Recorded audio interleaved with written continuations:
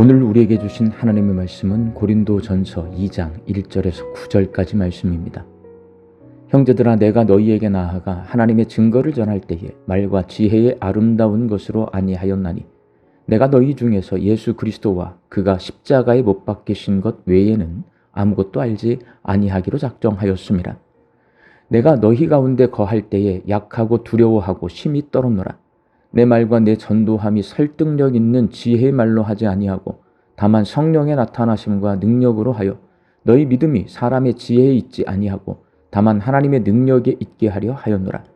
그러나 우리가 온전한 자들 중에서는 지혜를 말하노니 이는 이 세상의 지혜가 아니요 또 이 세상에서 없어질 통치자들의 지혜도 아니요 오직 은밀한 가운데 있는 하나님의 지혜를 말하는 것으로서 곧 감추어졌던 것인데 하나님이 우리의 영광을 위하여 만세전에 미리 정하신 것이라. 이 지혜는 이 세대의 통치자들이 한 사람도 알지 못하였나니 만일 알았더라면 영광의 주를 십자가에 못 박지 아니하였으리라. 기록된 바 하나님이 자기를 사랑하는 자들을 위하여 예비하신 모든 것은 눈으로 보지 못하고 귀로 듣지 못하고 사람의 마음으로 생각하지도 못하였다 함과 같으니라. 아멘. 오늘 본문 말씀에는 복음의 순수성을 지키기 위해 애쓰고 수고하고 있는 사도 바울의 모습이 기록되어 있습니다. 본문 3절 말씀입니다. 내가 너희 가운데 거할 때에 약하고 두려워하고 심히 떨었노라. 바울은 약한 사람이 아닙니다. 그는 학벌 좋고 집안 좋고 배경이 좋아서 어디서나 당당했고 히브리어도 잘하고 헬라어도 잘해서 어느 곳에 가든지 자기가 하고 싶은 말을 막힘없이 말할 수 있었던 사람입니다. 바울은 두려워하거나 떠는 사람이 아닙니다. 여러 번 감옥에 갇히고 매를 맞고 돌에 맞고 죽을 뻔한 위기를 수차례 넘겼지만 두려워하거나 떨지 않았습니다. 항상 담대했습니다. 이런 바울이 무엇 때문에 약하고 두려워하고 심히 떨었다고 말합니까? 바로 복음의 순수성을 지키기 위해서입니다. 사람들 앞에서는 꿀릴 것 없고 세상에 무서울 것이 하나도 없지만 복음의 순수성이 훼손될까 봐 바울은 또 조심했습니다. 두렵고 떨리는 마음으로 복음의 순수성을 잃지 않으려고 애쓰고 수고했습니다. 그렇다면 사도 바울이 그렇게 지키려고 했던 순수한 복음, 과연 무엇일까요? 사도 바울이 전한 순수한 복음이 본문 2절에 기록되어 있습니다. 내가 너희 중에서 예수 그리스도와 그가 십자가에 못 박히신 것 외에는 아무것도 알지 아니하기로 작정하였음이라. 사도 바울이 애쓰고 수고하며 전하는 순수한 복음은 십자가에 못 박혀 죽으신 예수님이 그리스도이시다입니다. 구세주란 말은 나를 구원하신 분이라는 말입니다. 그래서 복음은 예수님이 십자가에 못 박혀 죽으심으로 나의 죄를 용서해 주셨고 죽음 가운데서 나를 살리셨고 나를 구원해 주셨다입니다. 결국 바울이 말하고 있는 순수한 복음은 한마디로 십자가 복음입니다. 원래 십자가는 흉악한 죄인을 사형시키는 사형틀입니다. 사람 죽이는 도구지 고상하거나 아름답거나 복된 것이 절대 아니었습니다. 죽음의 상징이고 죄의 상징이고 절망의 상징이고 두려움의 상징입니다. 그런데 예수님께서 골고다 언덕에서 모든 인간의 죄를 대속하기 위해 십자가에 못 박혀 죽으신 후에 십자가는 생명의 상징이고 의의 상징이고 소망의 상징이고 하나님이 베풀어 주시는 은혜의 상징이 되었습니다. 사도 바울은 고린도에서 이 복음을 전했습니다. 그랬더니 사람들이 복음을 믿고 받아들였습니다. 이 복음 위에 고린도 교회가 세워졌습니다. 바울이 고린도에서 복음을 전할 때 어떤 자세로 전했는지가 오늘 본문 1절에 기록되어 있습니다. 제가 새번역 성경으로 읽어드리겠습니다.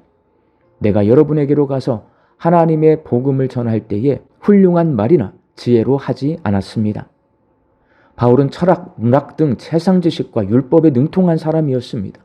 누구보다도 아는 것이 많은 사람이었지만 복음을 훼손시키지 않기 위해 복음을 전할 때 자기가 알고 있는 다른 지식들을 첨가하거나 미사여구를 사용하지 않고 순수하게 십자가 복음만을 전하려고 애썼습니다.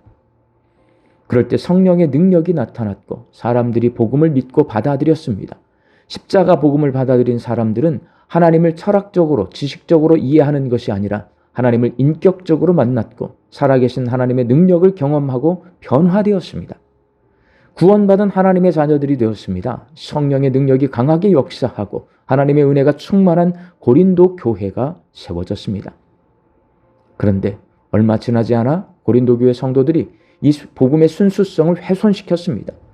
바울은 예수 그리스도와 십자가를 전했는데 고린도 교회 성도들은 예수님 대신 아볼로를 따르고 베드로를 따르고 바울을 따랐습니다. 예수님의 십자가는 잊어버리고 방언, 예언, 병고침과 같은 은사를 쫓아다녔습니다. 십자가 복음 위에 세워진 고린도 교회가 예수님보다 사람을 앞세우고 십자가보다 은사를 앞세우는 공동체가 되었습니다. 예수 그리스도의 십자가 복음의 순수성을 유지하고 있었을 때 고린도 교회는 평안했습니다. 서로 용서하고 화해하고 사랑하고 겸손하게 섬기며 신앙생활을 했습니다. 타락한 고린도 사람들에게 하나님의 비밀을 알려주고 하나님의 능력을 보여주는 세상의 빛과 소금의 역할을 감당했습니다. 그러나 사람을 앞세우고 은사를 앞세워서 십자가 복음의 순수성이 훼손되었을 때 고린도 교회는 싸우는 교회가 되었습니다. 나는 아볼로파다, 나는 베드로파다, 나는 바울파다, 나는 은사파다. 자신을 높이느라 상대방을 무시하고 폄하시키고 높아지려고만 했습니다. 용서와 화해는 잊은 지 오래입니다. 타락한 고린도 사람에게 하나님의 비밀을 알려주고 하나님의 능력을 보여주기는커녕 사람들의 걱정거리가 되었고 조롱거리가 되었습니다. 그렇게 될까봐 바울은 고린도 교회에서 목회할 때 십자가 복음의 순수성을 잃어버리지 않기 위해 조심 또 조심했습니다. 예수님이 십자가에 못 박히신 것 외에는 아무것도 알지 않기로 작정했고 십자가 복음 외에 다른 것을 알게 될까봐 두려워하고 심히 떨었습니다. 이렇게 바울처럼 십자가 복음의 순수성도 작정하고 지켜야 합니다. 그래야 교회가 세상을 향해 하나님의 비밀을 알려주고 하나님의 능력을 보여주는 공동체가 될 수 있습니다. 사랑하는 광주 양림교회 성도 여러분, 우리나라의 명견인 진돗개가 다른 종과 섞여서 잡종이 나오게 되면 순수 혈통의 진돗개가 보존되지 못하기 때문에 진돗개의 고향인 전라남도의 섬 진도에서는 진돗개 외에 다른 개를 키울 수 없습니다. 이 섬에서는 오직 진돗개만 키울 수 있을 뿐만 아니라 우수한 진돗개의 기준을 세워놓고 그 기준에 미달된 진돗개들은 모두 섬 밖으로 내보낸다고 합니다. 마찬가지입니다. 십자가 복음 외에 다른 것들은 교회 공동체 밖으로 내보내야 합니다. 십자가 복음이 아닌 사람들의 이야기, 십자가를 쫓지 않고 돈을 쫓는 모습, 내 십자가 지기를 거부하고 기득권이 되려고 하는 마음을 내려놓아야 합니다. 사도 바울처럼 작정하고 십자가 복음의 순수성을 지켜내서 세상 사람들에게 하나님의 비밀을 전하고 하나님의 능력을 보여주는 우리 광주 양림교회 성도들이 되시기를 주의 이름으로 축원합니다. 함께 기도하겠습니다.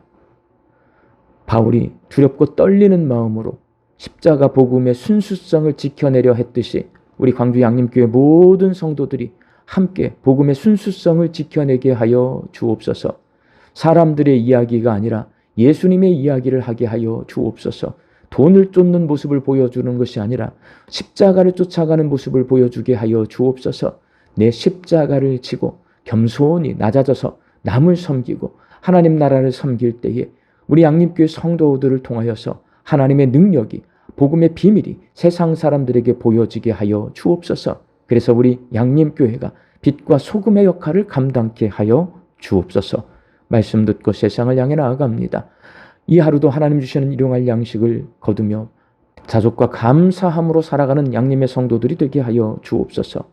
흩어져 살고 있는 내 가족과 자녀들이 십자가 복음만을 믿고 십자가 복음만을 따르는 순수한 복음을 믿는 사람들 되게 하여 주옵소서. 육신 연약하여서 낫기를 간구하는 환우들을 불쌍히 여겨주시어서 예수님의 능력으로 치유하여 주시고 오랜 시간 침상에 누워 계시는 장기 환우들과 어르신들이 천국 소망 붙들고 오늘 이 하루를 살게 하여 주옵시며 애쓰고 힘써서 돌보는 가족들 위해 새 힘을 더하여 주옵소서. 예수님의 이름으로 기도하옵나이다. 아멘.